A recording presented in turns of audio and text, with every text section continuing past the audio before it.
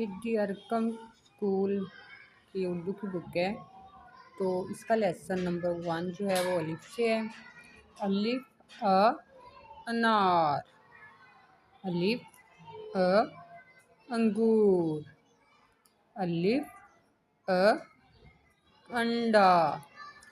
और ये इसका नेक्स्ट लेसन ये देखें। फिर आप लोगों ने पेंसिल फेरनी है और पढ़ें और लिखें, ठीक है।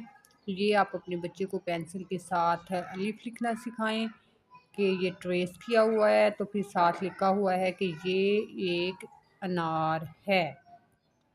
उसके बाद जो दूसरा लेसन है जो इनको पढ़ाया जा चुका है वो है बे। और बे की जो टू में साउंड निकालनी है वो निकालनी है भ, ठीक है।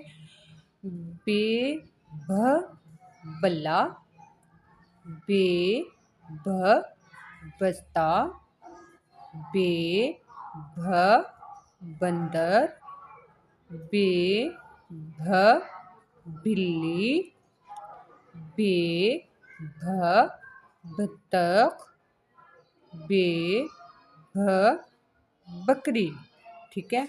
इसके बाद नेक्स्ट पेज पे आपने अपने बच्चों को ट्रेस करवाना है बे, और बे की साउंड निकालनी है भ। और ये देखे पहले आपने ट्रेस करवाना है, फिर बच्चे ने नीचे खुद ही लिखना है। तो फिर बच्चा साथ बोलेगा कि ये मेरा बल्ला है, ठीक है।